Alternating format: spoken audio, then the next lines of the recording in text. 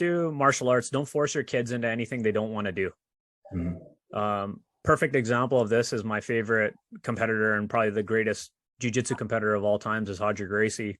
And he didn't start doing jiu-jitsu seriously till his teens, like later teens. Yeah. And he became the greatest of all times. Yeah. You know, and his cousins and relatives in the Gracie family, they started at like when they were born, 2 years old, 3 years old, they're already on the mat.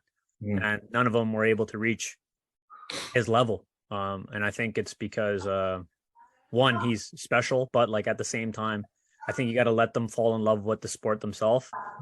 Now, I'm biased for jiu-jitsu. Jiu-jitsu, if you ask me, in our local area and the Surrey Delta areas, I would have said like 5 or 6 years ago, don't put them in jiu-jitsu because there's not a lot of great kids programs where they're very detailed in terms of the instruction and actually building, you know, strong kids, you know what I mean? That have a good, like, you know, not so much the martial art, but like even the personality and dealing with the things that are going to be coming up in life. Now I think it's come a long way. So I remember when I used to teach people, I would actually tell people, like, if you have kids, we don't have a good program here. And I would recommend other schools because I would always direct them to the best place for it. Right.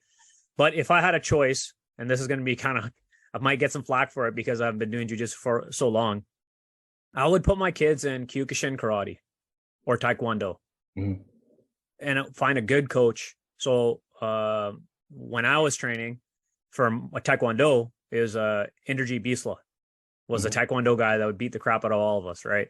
I would not do a lot of MMA sparring, but Indy would hit you with all these wacky kicks, and he had a Taekwondo background. And I think if you integrate it well, it's good. Now for the kids, the discipline, showing up to class, the bowing, the respect, those aspects are good in that martial art. And then Kyokushin karate for sure, because shout out to Henry Sutella. He was the guy that, it's funny, he was like the owner of Sutella's, and at a time where I thought that, you know, maybe I wasn't going to do jiu-jitsu and be good at it, he would be like, don't let anybody else tell you, you know, you can't do this stuff.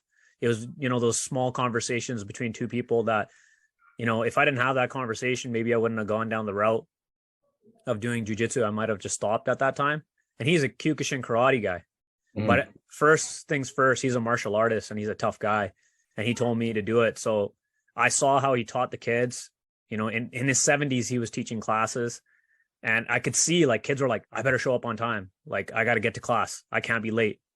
Like he worked on their punctuality, how they stand, how they talk, like all that stuff. So for me, it's got to be more than likely I would do something where like I roll with the kids at home so they know some jiu-jitsu. But I'd start them off with like Taekwondo or whatever. But my biggest tip to parents is don't force them into anything. Because if you really want them to do a martial art and you force them to do it and they begin to hate it, they may never go back to it. And it could suck because they might have great talent for it and it might help them later in life and they won't do it because of bad experiences.